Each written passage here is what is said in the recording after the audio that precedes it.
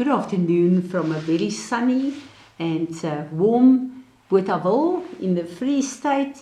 It seems like the cold of the winter is really making way for spring to start, and to us it's very early, but to look at all the blossoms on the trees, seeing the new season appearing is just something that touched my heart. When I look at my almond trees, and I am reminded of the prophetic place and meaning of the almond tree, to see the blossoms looking like a bride is always for me a time in the year that I have this exciting expectation to see how nature just turn around and start to bloom and be fruitful. I'm sitting this week with people that really struggle with mindsets. And I want to go back to Genesis 1, verse 1. In the beginning, God created by forming from nothing the heavens and the earth. The earth was formless and void, or waste and emptiness, and darkness was upon the face of the deep. The Spirit of God was moving, hovering, brooding over the face of the waters. Now, when we look at the scenario where God started the creation in Genesis, a few years ago, I did a whole sermon and a teaching on Genesis 1 that's actually also a type of and a picture of our salvation. Because before we were born again, everything in our lives was actually void and without form, and darkness was upon us. So when God started the creation, the word hovering and brooding over the face of the water is the Spirit of God. The Spirit of God was moving. God spoke the word, and then the Spirit started to bring the truth of that word to completion. And this is the same word that is used by born again, to be born, something to be born.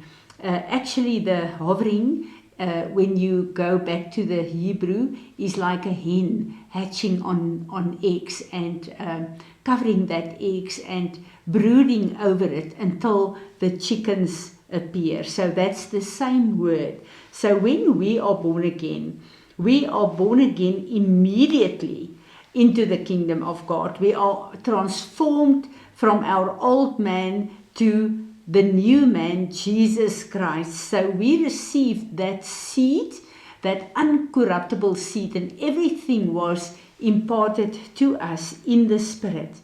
But this does not mean that we are immediately transformed in the image of Jesus. We have the seed, the ability, the victory, everything that he completed on Calvary. We have this to start working in our lives. As the word says in Ephesians 4, that the word and submitting to the word allow us to be transformed in the fullness of Jesus, the measure of the fullness of Jesus.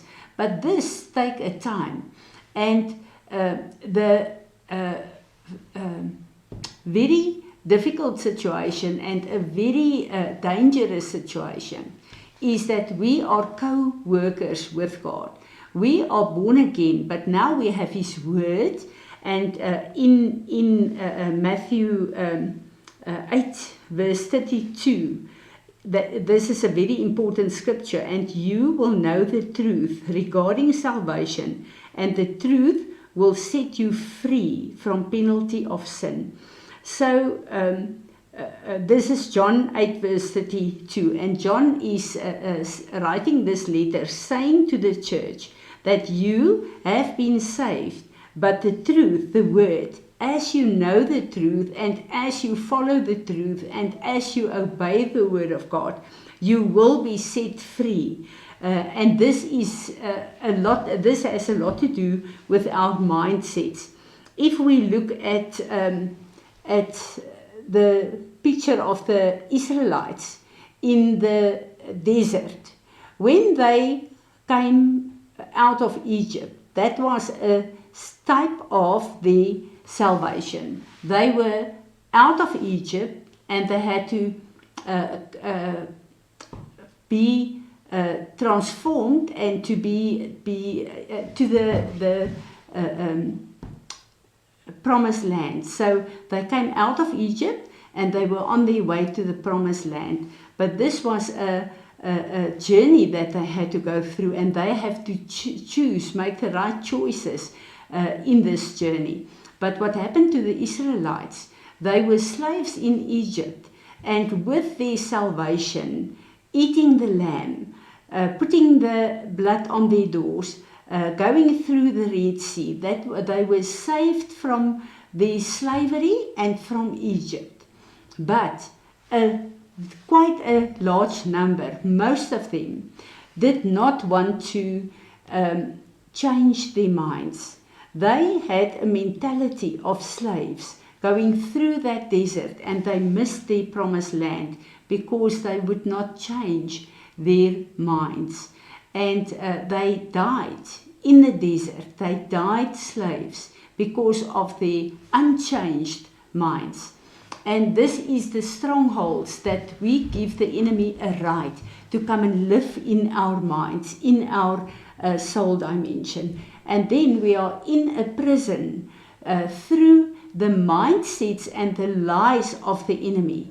And although we are saved, we live in a prison, and we cannot move the way that God has created us and called us to move on this earth. When we look at the scripture in Isaiah 66 verse 1, this is what the Lord says: Heaven is my throne and the earth is my footstool. Where then is a house that you could build for me? And where will my resting place be? And this also takes us to Acts 17 verse 24, also saying, Heaven is my throne, the earth is the footstool of my feet. What kind of a house will you build for me, says the Lord? Or what place is there for me to rest? And then we know in Matthew 8 verse 20, Jesus said also, foxes have holes and birds of the air have nests, but the Son of Man has nowhere to lay his head.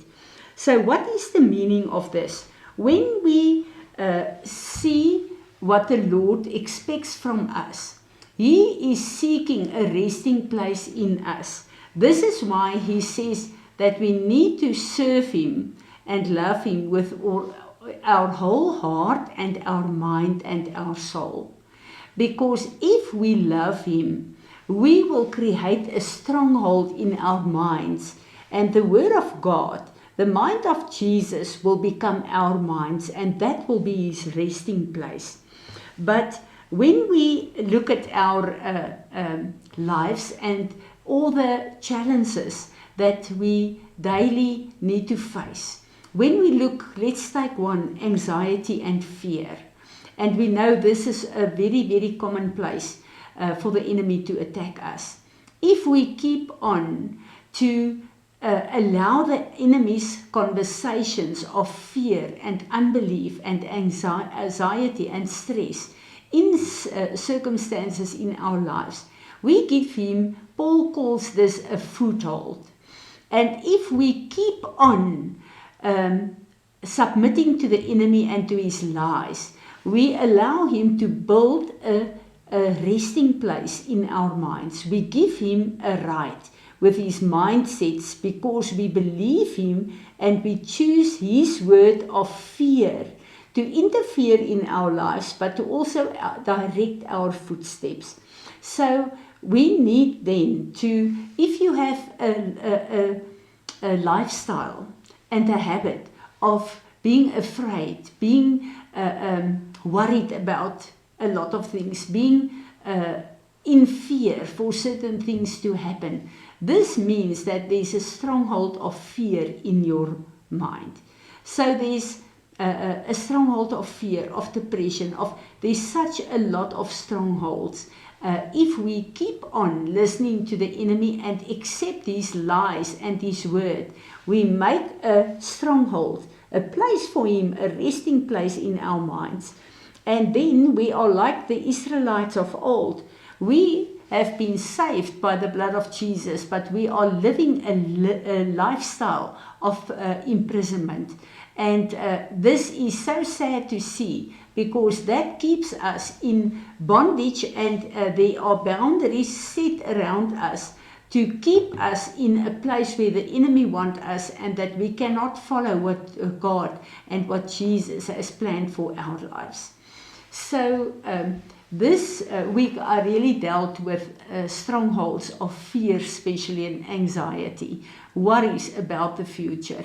And we need to come to a place where we repent and where we ask the Lord forgiveness, that we allow the lies of the enemy to become our truth in such a way that we give him a foothold in our lives, but also a resting place in our minds. And then we start to make fear a part of our character. And we see that whenever something happens, fear first comes in and show all the negative stuff that could happen when we need to move in a certain way. So this week I really am just grabbing hold of the Holy Spirit to show me where are the footholds and the strongholds that I allow the enemy to have a resting place in my life, that I can repent and submit to Jesus. He paid the price for us to be free, and that nothing stop and hinder us to move into the promises that he had died for in our lives. Lord Jesus, we just want to humbly come and submit ourselves to you, and we want to ask you, Holy Spirit, that you will show us every place where there is a foothold of the enemy in our lives, Lord, and that we can repent before you. And Lord Jesus, that your blood can break that down, that your blood can cleanse us. But we want to ask you, Holy Spirit, that you will help us to deal with the thought patterns, but also our behavior, to keep this alive in our lives. We want to live in the fullness of the victory of the cross of Jesus. Please help us. Amen.